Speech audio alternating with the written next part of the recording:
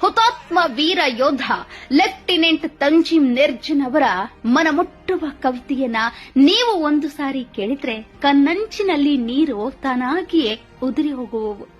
ಹೌದು, ಅದೇನೆಂದ್ರೆ, ಯುದ್ಧದ ಮಣ್ಣಿನಲ್ಲಿ ನಾನು ಹುತಾತ್ಮನಾದರೆ ನನ್ನನ್ನ ಬಾಕ್ಸ್ನಲ್ಲಿ ಇಟ್ಟು ಮನೆಗೆ ಕಳುಹಿಸಿ, ನನ್ನ ಪದಕ ನನ್ನ ಎದೆಯ ಮೇಲೆ ಇಡಿ, ನನ್ನ ಅಮ್ಮನಿಗೆ ನಾನು ಅತ್ಯುತ್ತಮ ಅಂತ ಹೇಳಿ, ನನ್ನ ಅಪ್ಪನಿಗೆ ಸಲ್ಯೂಟ್ ಮಾಡಲು ಹೇಳಿ. ಇನ್ನು ಮುಂದೆ ನನ್ನಿಂದ ಅವರಿಗೆ ಯಾವ ಟೆನ್ಷನ್ ಇರಲ್ಲ. ನನ್ನ ಸಹೋದರನಿಗೆ ಚೆನ್ನಾಗಿ ವಿದ್ಯಾಭ್ಯಾಸ ಮಾಡಲು ಹೇಳಿ. ನನ್ನ ಬೈಕ್ ಕೂಡ ಈಗ ಅವನದೇ. ನನ್ನ ಸಹೋದರಿಗೆ ದುಃಖ ಪಡಬೇಡ ಅಂತ ಹೇಳಿ.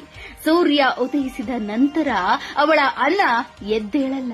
ನನ್ನನ್ನ ಪ್ರೀತಿಸಿದವಳಿಗೆ ಅಳಬೇಡ ಅಂತ ಹೇಳಿ. ಏಕೆಂದ್ರೆ ನಾನು ಯೋಧ, ನಾನು ಸಾಯಲು ಹುಟ್ಟಿದ್ದೇನೆ. ವೀರ್ ಜವಾನ್ ಅಮರ್ ರಹೆ.